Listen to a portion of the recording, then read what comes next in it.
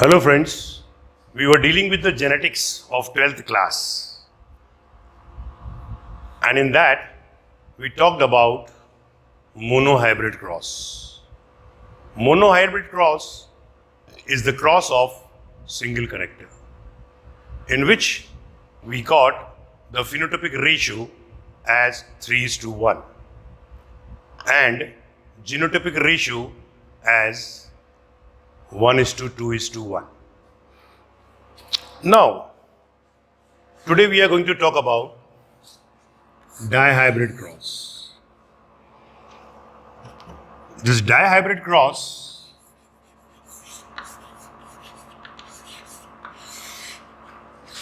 means cross of two characters, यानी कि दो लक्षणों के क्रॉस को हम द्विसंकरण कहते हैं.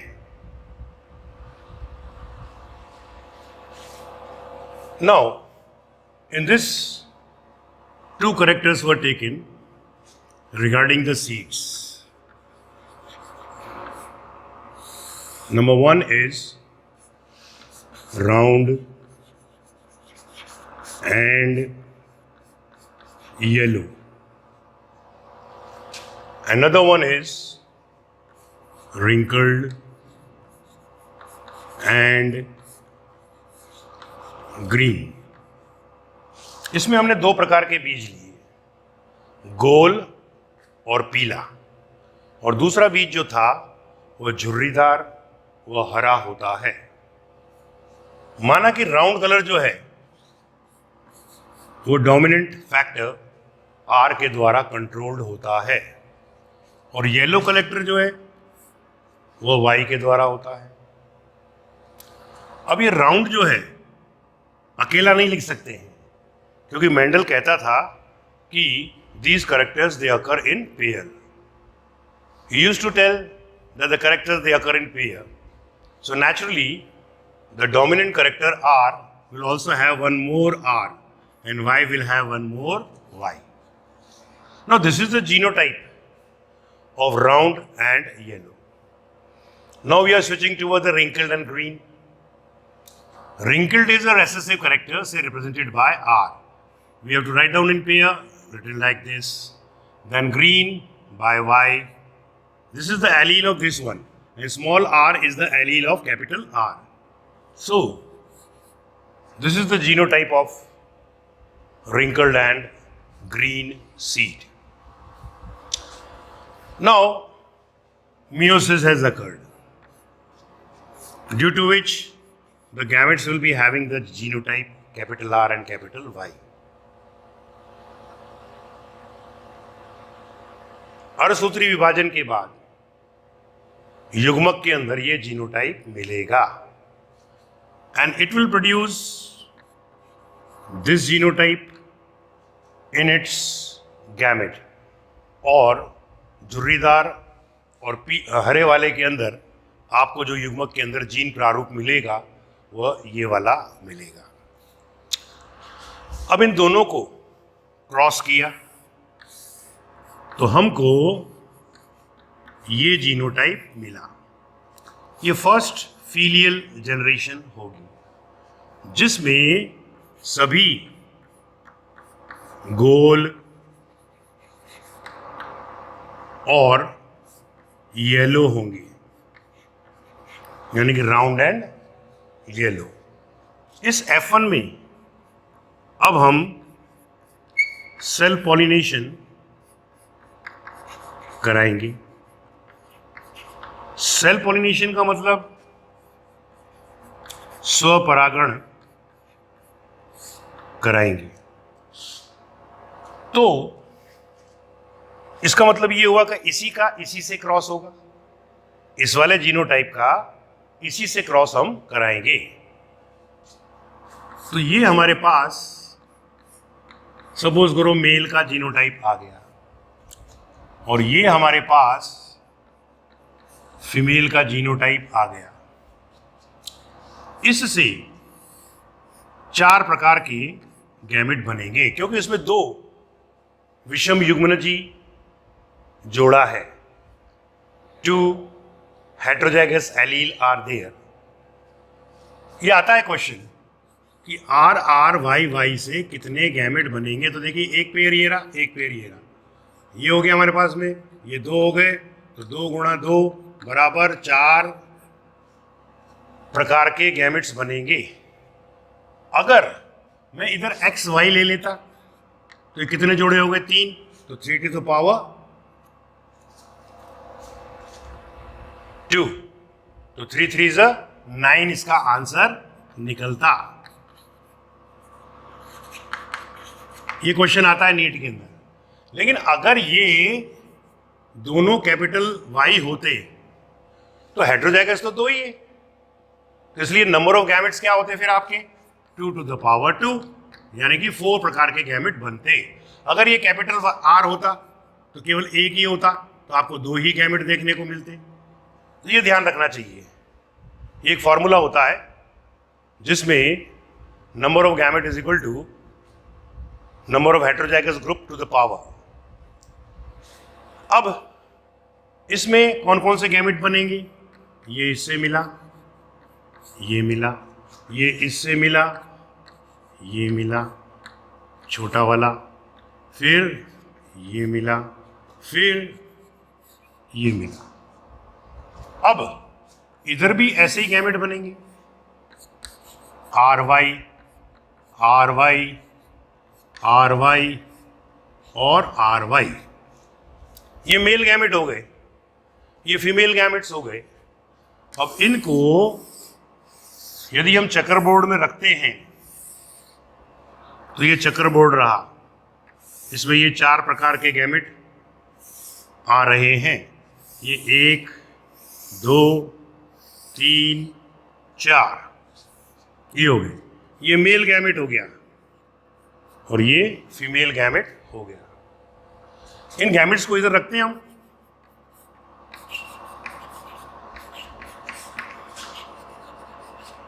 इसको भी यहां रखेंगे।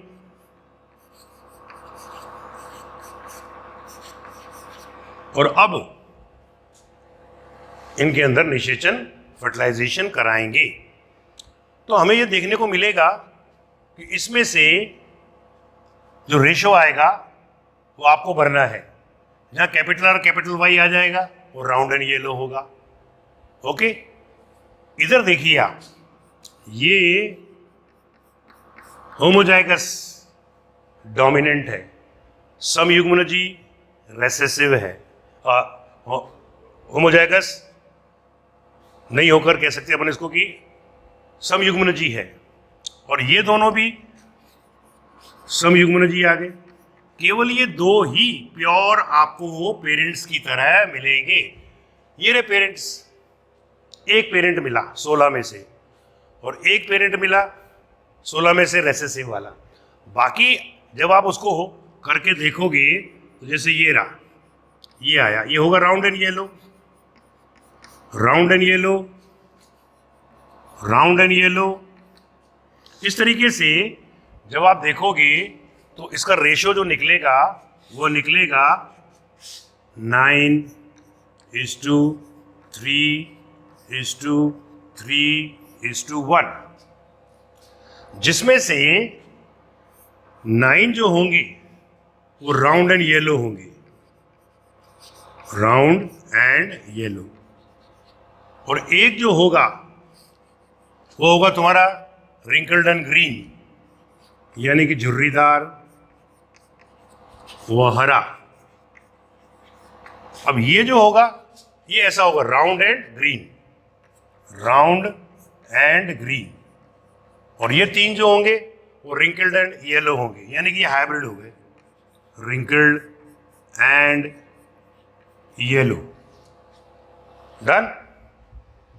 मैंने आपको सिखाया था उस दिन कि मोनोहाइब्रिड का जीनोटाइप जो होता है वह 1:2:1 होता है और फिनोटाइप जो होता है वह 3:1 होता है।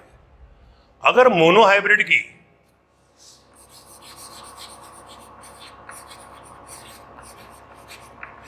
फिनोटाइप को, यानी कि इसको फिर वापस मोनोहाइब्रिड से क्रॉस कर देते हैं अपन लोग, तो हमारे पास डायहाइब्रिड का फिनोटाइप मिल जाता है। उसको मल्टीप्लाई करने का तरीका मैंने बताया था, एक एकम एक, एक तिया तीन, तीन एकम तीन, तीन तिया नौ, तो ये आ गया हमारा। अगर इस डायहाइब्रिड को आप वापस 3:1 से मल्टीप्लाई कर देते हैं तो रेशियो क्या आएगा आपका, ये एक से मल्टीप्लाई किया तो पूरा सेट आ गया हमारे पास में, इसको 3 से मल्टीप्लाई किया तो ये आ गया हमारे पास में, ये हो गई। इसमें टोटल जनरेशन कितनी निकलेगी 64, डायहाइब्रिड में कितनी निकली टोटल 16, और मोनोहाइब्रिड में कितनी निकलेगी 4। ये हमारा डायहाइब्रिड क्रॉस का फिनोटाइपिक रेशियो, और ये है हमारे डायहाइब्रिड का जीनोटाइपिक रेशियो। ये डायहाइब्रिड का जीनोटाइपिक रेशियो जो होगा वो कैसा होगा, डायहाइब्रिड जीनोटाइपिक रेशियो वो क्या होगा, 1:2:1, 2:4:2 एंड 1:2:1। इनका टोटल कितना आना चाहिए 16, क्योंकि फिनोटाइपिक में भी 16 ही आए तो जीनोटाइप भी 16 ही होंगे।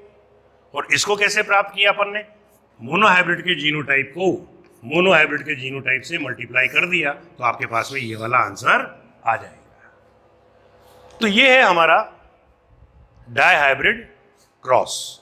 डायहाइब्रिड क्रॉस में हमने देखा कि फिनोटाइपिक रेशियो जो आया दैट वाज योर 9:3:3:1, और फिनोटाइपिक रेशियो जो आया वो आया हमारे पास में 1:2:1, 2:4:2 एंड 1:2:1।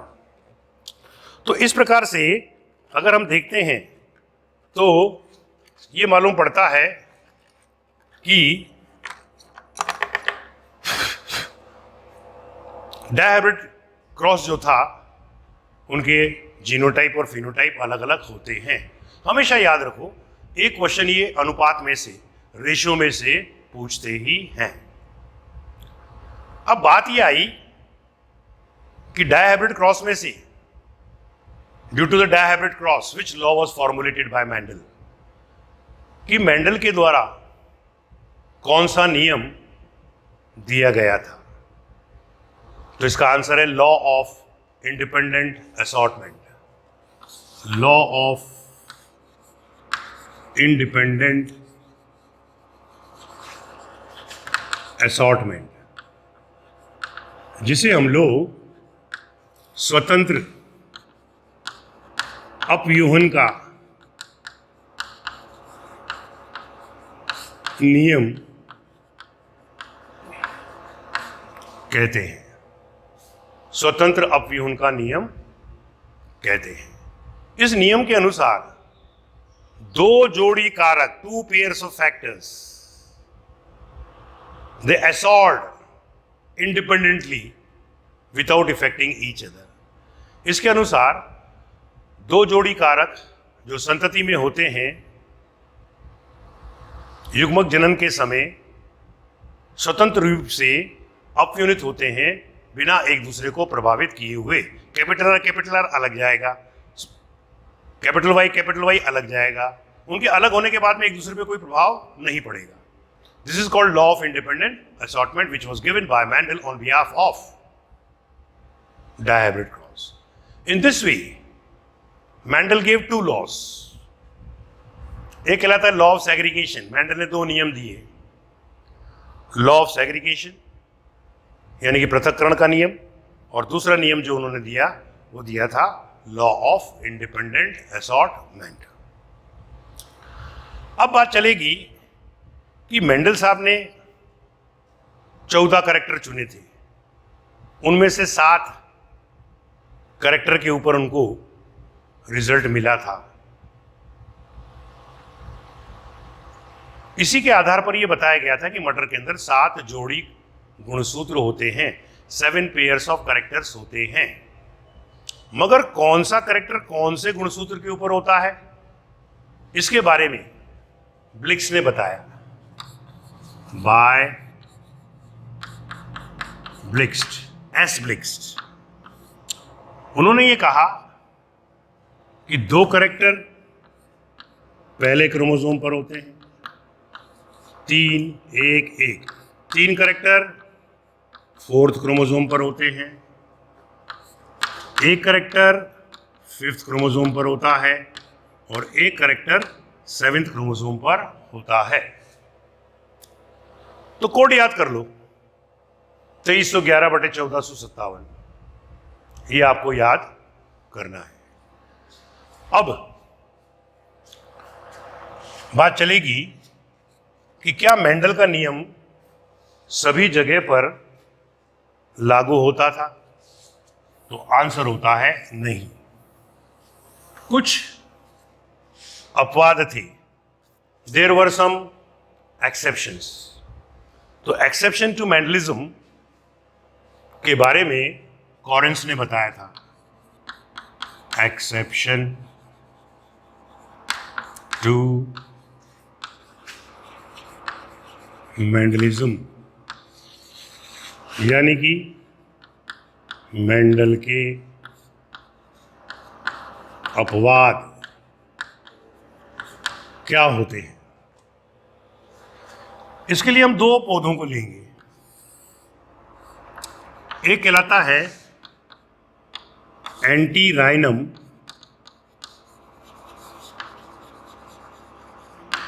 मेजस,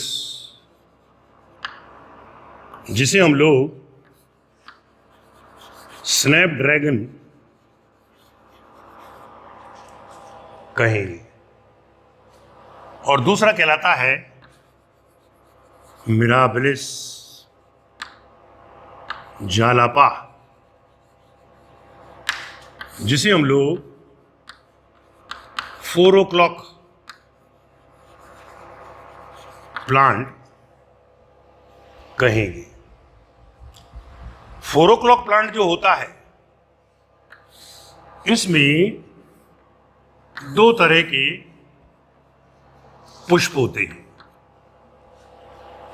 एक लाल रंग का और एक सफेद रंग का, एक रेड और दूसरा वाइट। लाल रंग जो है वो डोमिनेंट फैक्टर आर के द्वारा कंट्रोल्ड होता है, और इसका जो एलील है स्मॉल आर, वो वाइट के लिए उत्तरदायी होता है। मेंडल के नियम के अनुसार the character should be in pair, कि लक्षण जो है युग्म में होने चाहिए, जोड़े में होने चाहिए। तो इसको भी हमने डबल कर दिया। मियोसिस हुई, एक आर मिला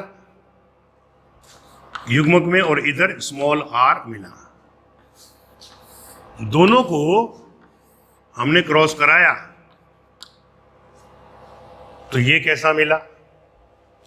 मेंडल के नियम के अनुसार ये F1 होना चाहिए और लाल होना चाहिए, रेड होना चाहिए, लेकिन ये रेड नहीं निकला, बल्कि यह पिंक निकला, गुलाबी निकला। इसका मतलब दोनों का इंटरमीडिएट इफेक्ट हमको देखने को मिला, मध्यवर्ती प्रभाव हमको देखने को मिला। तो यह अपवाद हो गया एक प्रकार का। मेंडल के अनुसार तो लाल होना चाहिए था। अब उन्होंने कहा चलो भाई इसमें अपन सेल्फ पॉलिनेशन कराते हैं, यानी कि स्वपरागण कराते हैं। तो उन्होंने एक गुलाबी नर को एक गुलाबी मादा से क्रॉस कराया, और अब जो है क्रॉस कराने पर F2 जनरेशन में रेशो जो है वह 3:1 का आना चाहिए, फिनोटाइपिक रेशियो, और जीनोटाइपिक रेशियो जो है वो 1:2:1 का आना चाहिए। इनको युग्मक बनाया, इसने भी युग्मक बनाया, चकरबोर्ड में रखा तो क्या मिला, ये मिला, ये मिला, ये मिला और ये मिला। तो इसके अंतर्गत अगर हम देखें तो ये तो निकला रेड यानी कि लाल, और ये दोनों कैसे निकले, पिंक, और ये कैसा निकला, वाइट। तो इसका फिनोटाइपिक रेशियो देखो तो 1:2:1 आएगा, जीनोटाइपिक रेशियो देखो तो भी 1:2:1 आएगा, और ये क्वेश्चन पूछा जाता है। तो फिनोटाइपिक रेशियो 1:2:1 निकलेगा, और जीनोटाइपिक रेशियो वो भी आपका 1:2:1 निकलेगा। इसलिए जब भी एग्जाम के अंदर ये स्नैपड्रैगन यानी कि एंटीराइनोमेजस और 4 o'clock प्लांट, मिराबिलिस जाल्पा का क्वेश्चन बनता है तो हमेशा आंसर 1:2:1 ही रहता है। क्यों? क्योंकि दोनों का फिनोटाइपिक रेशियो और जीनोटाइपिक रेशियो एक ही निकला, जबकि मेंडल के नियम के अनुसार तो जीनोटाइपिक रेशियो कितना निकलना चाहिए था, 3:1। इसलिए हम कहते हैं कि it is an exception to the Mendelism, कि ये मेंडल के लिए, मैंडलिज्म मेंडलवाद के लिए एक अपवाद था। अब हम चलते हैं आगे कि टेस्ट क्रॉस और बैक क्रॉस क्या होता है। टेस्ट क्रॉस जो होता है ये रहा, और ये रहा हमारा बैक क्रॉस। इनको तुलनात्मक रूप से मैं आपको बताता हूं। अगर हेटेरोजाइगस का क्रॉस, विषम युग्मनजी का क्रॉस F1 से कराया जाता है तो इसको हम टेस्ट क्रॉस कहते हैं। तो हमें मालूम है कि ये जीनोटाइप इसका ये हो गया, और होमोजाइगस रिसेसिव का क्रॉस हमने कराया F1 से, तो F1 का क्या था, ये था। तो इसमें से जो गैमेट बने वो ये बने, और इसमें से जो गैमेट बने वो ये बने। अब दोनों को हमने यहां रखा, ये रख दिया, ये मेल ये फीमेल। तो हमारे पास में क्या मिला, दो तो मिले विषम युग्मनजी लंबे यानी कि हेटेरोजाइगस टॉल, दो, और दो मिले समयुग्मनजी बोने, होमोजाइगस ड्वार्फ। तो ये ड्वार्फ हमको मिल गई। तो रेशियो क्या निकला, 2:2। तो ये रेशियो अब अपना बन जाएगा 1:1। तो ये जो टेस्ट क्रॉस था इसका क्या सिग्निफिकेंस है। अगर टेस्ट क्रॉस में रेशियो 1:1 आ जाता है तो इसका मतलब होता है कि इस F1 के पेरेंट्स प्योर थे। What is the significance of the test cross? If the ratio comes out to be 1:1 of the test cross, then the parents of the F1 will be considered as pure. That is capital T into small t were the parents.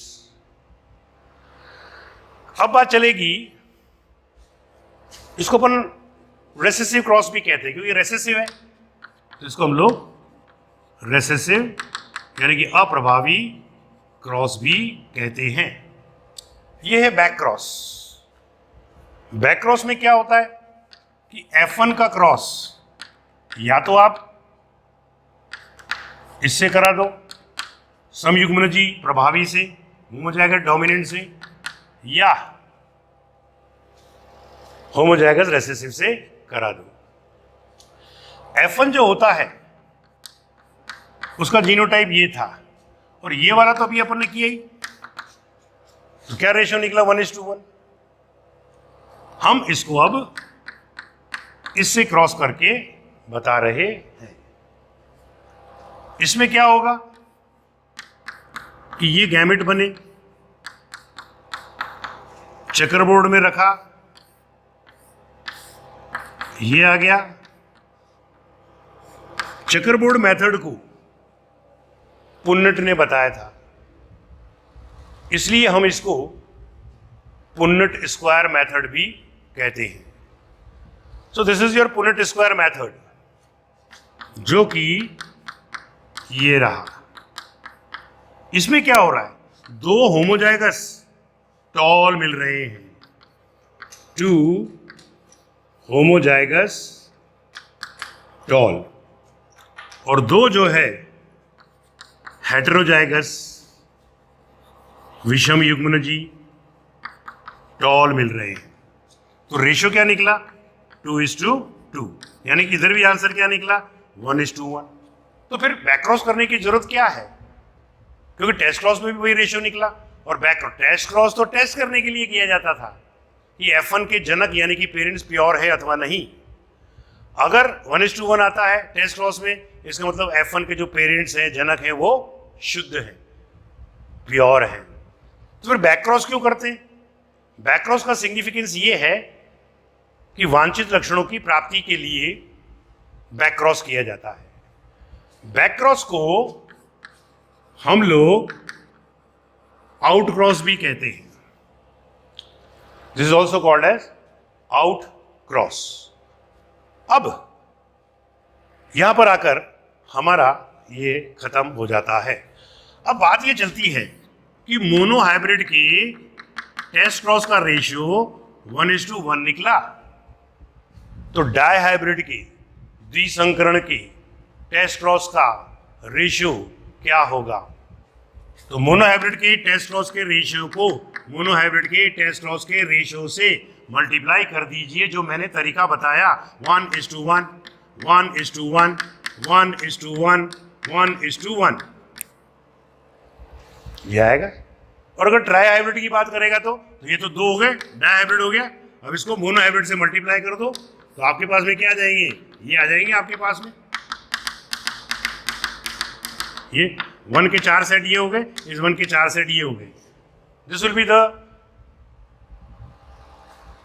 Ratio of trihybrid cross regarding the test cross और the back cross. So keep in mind, कई बार simple सा question यहां से भी बनता है। तरीका मैंने आपको ट्राई हाइब्रिड का भी बता दिया। टेट्रा हाइब्रिड को करना तो ट्राई हाइब्रिड के वाले को मोनो हाइब्रिड से क्रॉस कर दो, टेट्रा हाइब्रिड आ गया। टेट्रा हाइब्रिड वाले को मोनो हाइब्रिड से फिर क्रॉस कर दो, पेंटा हाइब्रिड आ जाएगा। इस तरीके से आप जितने भी हाइब्रिड हमारे कोर्स के अंदर ट्राई हाइब्रिड तक ही मामला जाता है। सो बी केयरफुल। अब हम चले आगे। आगे अगर अपन बात करते हैं तो अब अपन बात करेंगे जीन इंटरेक्शन की, यानी कि एलील के इंटरेक्शन की। उसी एलील को अपन लोग आजकल जीन कह रहे हैं। तो we are going to talk about gene interaction, gene अभिक्रिया के बारे में अपन लोग बात करने जा रहे हैं। Gene interaction.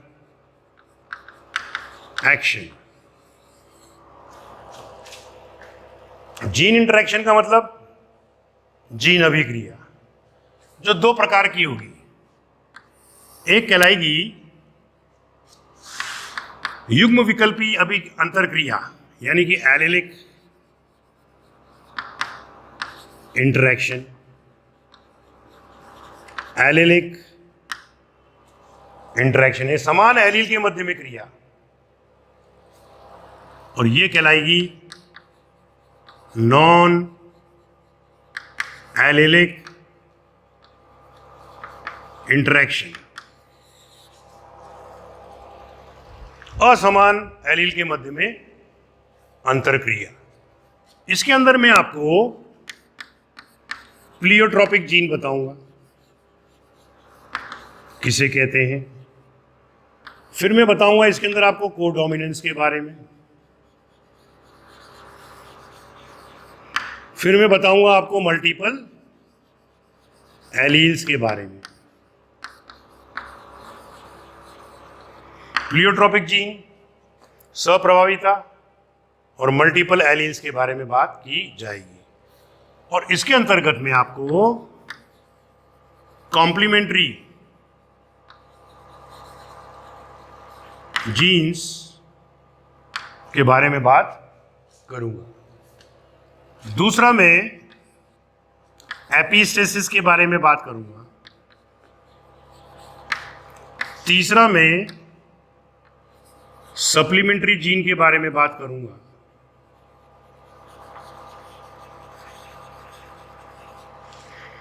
चौथा मैं डुप्लीकेटिंग जीन के बारे में बात करूंगा।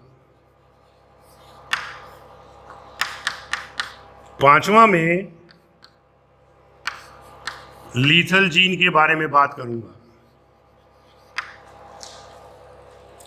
और एंड के अंदर बात करूंगा पॉलीजेनिक इनहेरिटेंस की। क्वेश्चन तो मैं यहां पर बना दूंगा। इसमें क्या करते हैं, क्योंकि कम्प्लीमेंट्री जीन का अध्ययन किसने किया, बैटसन और पुनेट ने। किस पर किया, लैथरेस। इनके रेशियो सबके याद होने चाहिए, जो पढ़ाते पढ़ाते मैं आप लोगों को बताऊंगा। सबसे पहले मैं आपको प्लियोट्रॉपिक जीन बताने जा रहा हूं।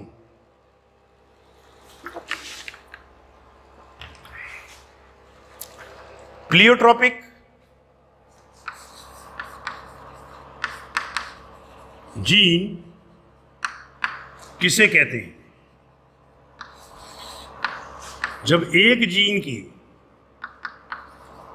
दो एलील होते हैं। When one gene has got two alleles. इसका एग्जाम्पल, यानी कि एक जीन के दो रूप हो जाएंगे। इसका एग्जाम्पल है sickle cell sickle cell anaemia. Sickle cell anaemia जो होता है वह प्लियोट्रॉपिक जीन का उदाहरण होता है। यह पॉइंट म्यूटेशन को भी शो करता है, बिंदु उत्परिवर्तन के लिए भी होता है, और यह लीथल जीन, मारक जीन के लिए भी प्रयुक्त होता है। यानी कि सिकल सेल एनीमिया पैदा करने वाला जीन तीन उदाहरण प्रस्तुत करता है: pleiotropic gene, point mutation and lethal gene. Point mutation का मतलब बिंदु उत्परिवर्तन, जीन गायब हो गया, सिकल सेल एनीमिया हो सकता है। इसका रीजन क्या है कि बीटा चेन की छठे कार्बन एटम पर ग्लूटामिक के स्थान पर वैलीन आ जाता है, जिसके कारण जो आरबीसी होती है वह हंसिया की आकृति की हो जाती है, सिकल शेप हो जाती है। अब एक तो शेप बदला, जब आरबीसी की साइज कम हो जाती है तो प्लाज्मोडियम जो होता है, मलेरियल पैरासाइट, वह अपना जीवन चक्र पूरा नहीं कर पाता। ये दूसरा करेक्टर हो गया। और तीसरा करेक्टर ये हुआ कि बंदे को मलेरिया नहीं होगा। तो एक ही जीन से तीन तीन करेक्टर प्रभावित हो रहे हैं।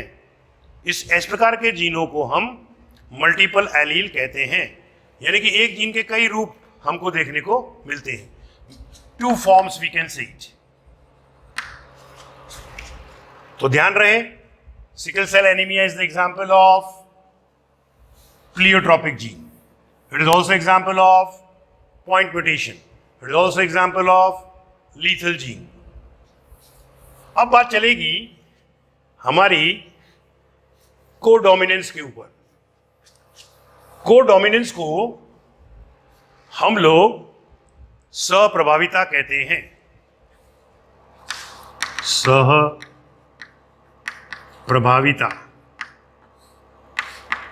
को डोमिनेंस। इसमें क्या होगा कि एक जीन के दो जो एलील होंगे वो इंडिपेंडेंटली अपना प्रभाव उसके अंदर स्वतंत्र रूप से अपना प्रभाव प्रकट करेंगे। इसके लिए एग्जाम्पल कौन सा लिया अपन ने? A B blood group. A B blood group जो है हमने एग्जाम्पल लिया। क्या हुआ? ये एक व्यक्ति है जिसका ब्लड ग्रुप ए है और ये फीमेल है जिसका ब्लड ग्रुप बी हुआ। गैमेट बने ए ए, इधर भी बने बी बी। अब अपन ने जब चेकर बोर्ड में इसको रखा तो क्या पाया कि A B A B A B A B, सारे के सारे ए बी मिले। ये ए ब्लड ग्रुप, ये बी ब्लड ग्रुप, इन दोनों का क्रॉस कराने पर सभी कैसे मिले? ए बी ब्लड ग्रुप वाले मिले। मैंने कहा भाई ऐसा क्यों हुआ? तो ए बोला कि सर मैं अपना स्वतंत्र रूप से प्रभाव दे रहा हूं इक्वली और बी भी अपना स्वतंत्र रूप से प्रभाव दे रहा है इक्वली, समान रूप से, तो दोनों डोमिनेंट है साथ साथ, इसलिए हम इसको सहप्रभाविता कहते हैं। कैटल्स कोड के अंदर भी होता है। कई ऐसे एग्जाम्पल्स हैं जहां पर कि आपको को डोमिनेंस देखने को मिलेगा, परंतु अपनी एनसीईआरटी के अंदर ए बी ब्लड ग्रुप को डोमिनेंस का एग्जाम्पल बताया गया है। That we have explained you. Now we are going to talk about multiple alleles. Multiple alleles क्या होते हैं? तो मल्टीपल एलील्स जब एक जीन के अनेक एलील्स होते हैं तो हम उसको मल्टीपल एलील्स कहते हैं। कैसे? देखते हैं। इसके अंदर जो एग्जाम्पल दिया है इन्होंने वो है ब्लड ग्रुप ऑफ मैन। हमारे 3 ब्लड ग्रुप हैं मेनली, ए बी ओ। वैसे तो 70 से 80 प्रकार के ब्लड ग्रुपों की खोज हो चुकी है, लेकिन मेनली 3 ब्लड ग्रुप अपने कोर्स के अंदर चला करता है। ये जो ब्लड ग्रुप वाला ए होगा उसका जीनोटाइप क्या होगा? आई ए, आई ए, आई ए भी हो सकता है। ये दोनों डोमिनेंट एलील होते हैं और ओ का जो होता है एलील वो अप्रभावी होता है, यानी कि रेसेसिव होता है।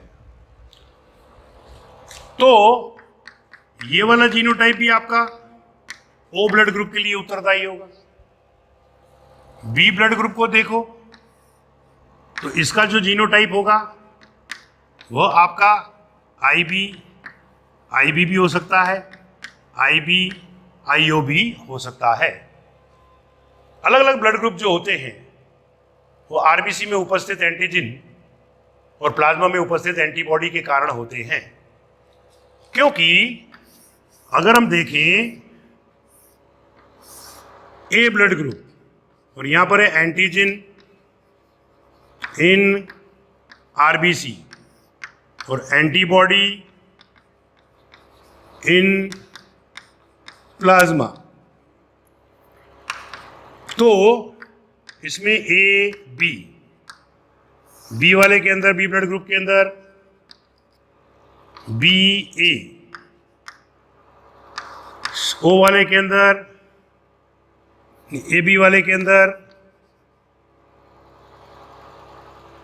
ए बी बी ए बी नील, और ओ ब्लड ग्रुप के अंदर हमको नील ए बी मिलेगा। ये चार्ट होता है, क्योंकि ए ब्लड ग्रुप के अंदर आरबीसी में एंटीजन ए होगी, एंटीबॉडी प्लाज्मा में बी होगी, इसमें बी होगा, इसमें ए होगा, इसमें ए बी एंटीजन होगा आरबीसी के अंदर, ए बी के अंदर, और एंटीबॉडी नील होगी। इस ओ के अंदर antigen in RBC is nil and antibody in plasma is your A B.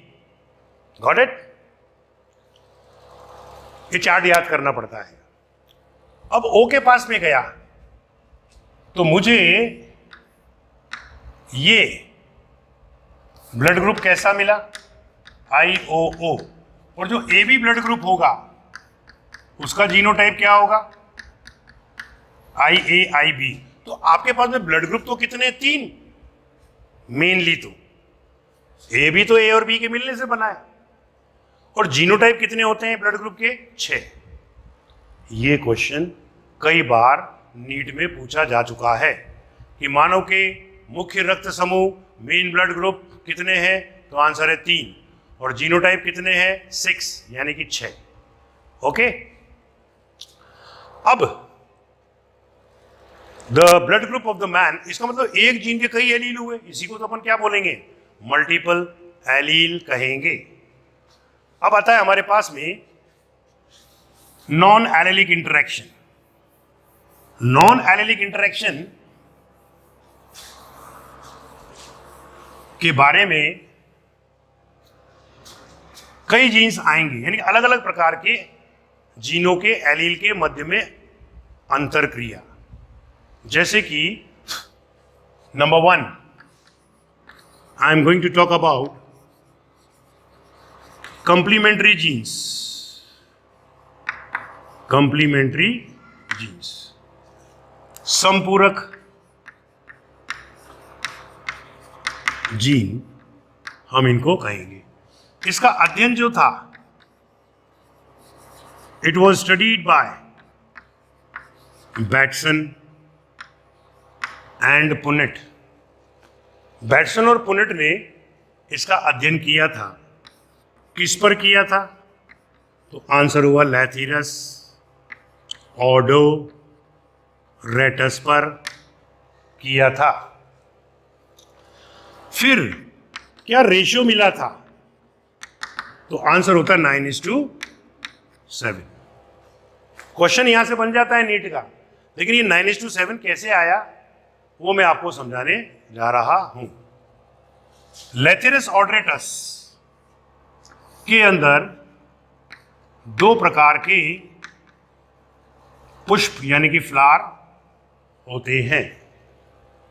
एक कहलाता है पर्पल बैंगनी, एक कहलाता है व्हाइट। कंप्लीमेंट्री का मतलब संपूरक, एक दूसरे के लिए।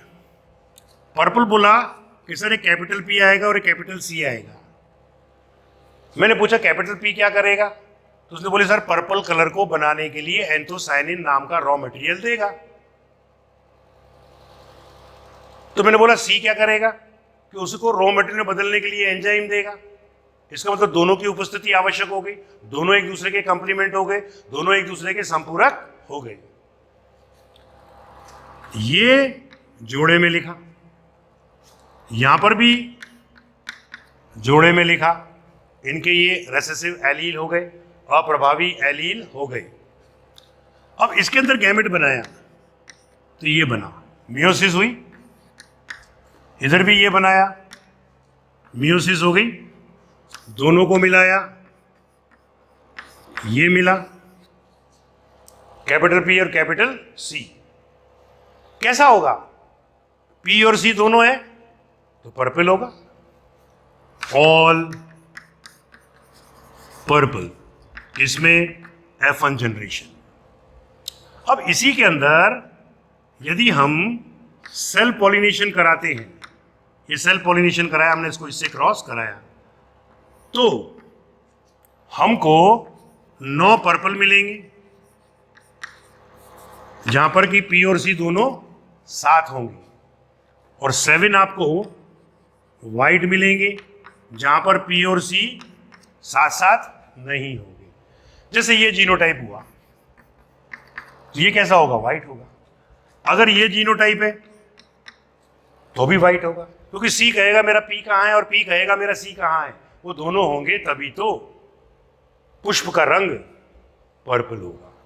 सो this is your complementary gene, जिसका रेशियो जो निकलता है, बार बार बोल रहा हूं, 9:7 होता है। यही क्वेश्चन पूछते हैं। अब बात चलेगी कि हमारा जो दूसरा एग्जाम्पल है वो है एपिस्टेसिस का।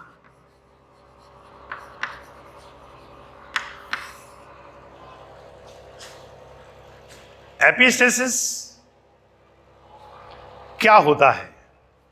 जब एक जीन दूसरे जीन के प्रभाव को कम करता है तो उस प्रक्रिया को हम एपिस्टेसिस कहते हैं।